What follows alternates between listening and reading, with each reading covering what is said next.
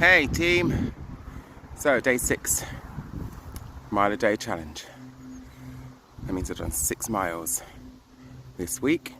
That's exciting so far, considering that running is not my thing at all. But let's be positive. I am feeling fitter.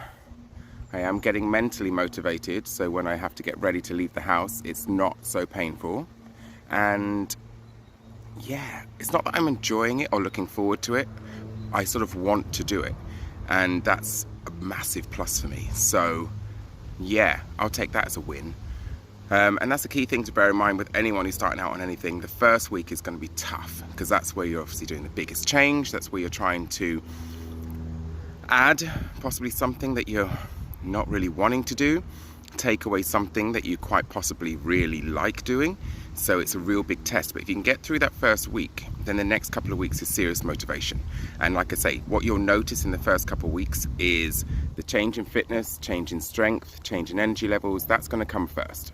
So you're going to feel those changes. And despite you looking at your body, if you find that you don't like to look at yourself, or you're judging yourself on weight or shape, those physical changes don't usually occur more noticeably until you've gone towards like your first 4 weeks, and then beyond that point there.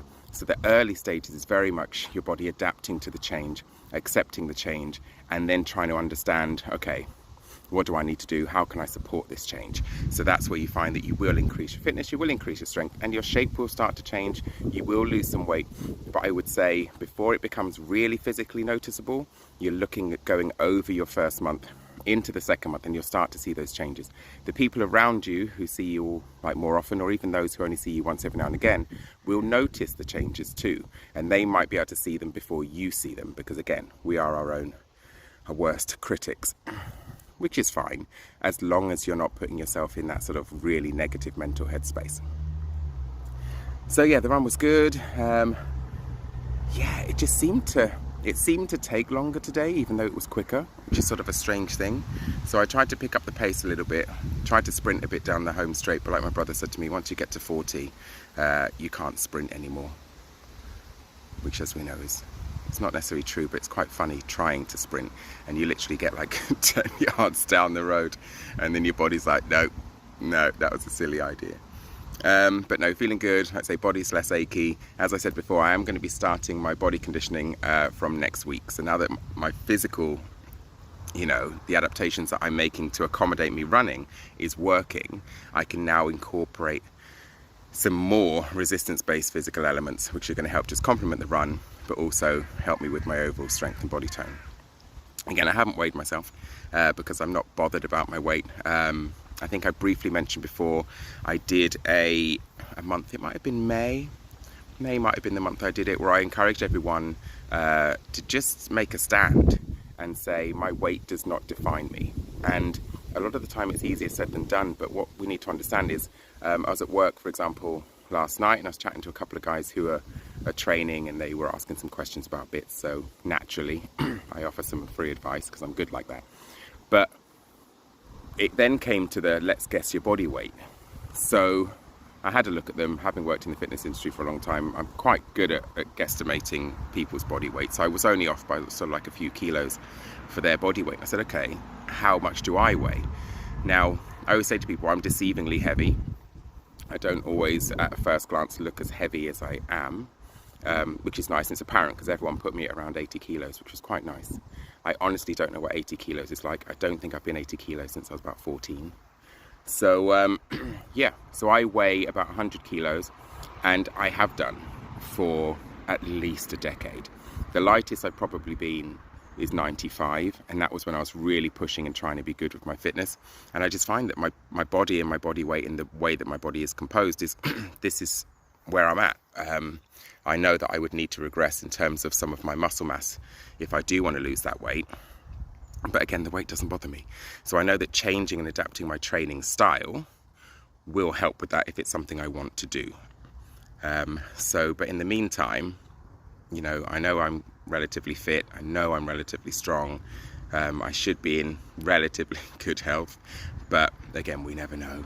So it's, so I would say if you are basing your your goals on weight, that's great. Use that, have that in the background, but don't use that as your primary. Like I've said before, focus on getting fitter, getting stronger, and honestly, the weight changes will come anyway, as long as you're being more physically active. Be sensible around your food. So again, don't restrict. I always use the policy, reduce, not restrict. The moment you restrict something, you tend to crave it or want it more, because you've, like a child, when you take something away, you have a little tantrum about it. So focus on reducing the quantity. Take away 1 packet of crisps a day if that's what you find that you're eating quite frequently. Take away a packet of biscuits and just have 1 biscuit instead of a whole packet. I know this seems a bit extreme, but I'm trying to use examples that it's about just reducing the quantity and not saying to yourself, you cannot have it. Because that's where, again, you find that you lose motivation quickly, because you feel like you're neglecting yourself and you want to enjoy life.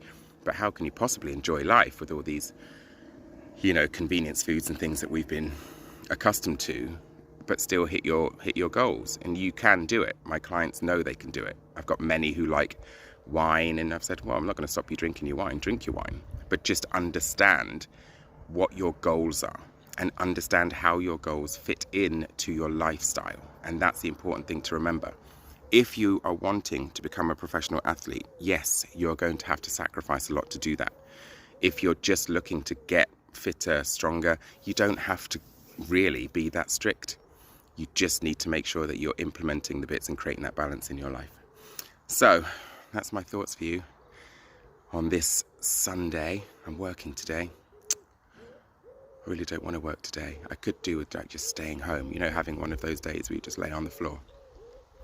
I feel like I need to do that, have a serious stretch. My legs are getting better. They're not as tight, but I know I need to stretch a lot more.